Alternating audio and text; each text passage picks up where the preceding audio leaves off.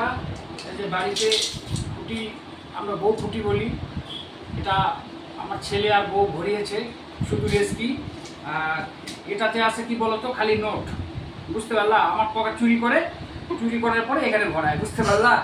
এখন এটা ভাঙছি, আর এটাতে দেখো, এটা পরে ভাঙবো, এটা নেক্সট টাইমে ভিডিওতে তোমাদের দেখাবো। হ্যাঁ, এই দেখো, এই দেখো, এই দেখো 5 টাকা 2 টাকা কয়েন কত দেখো।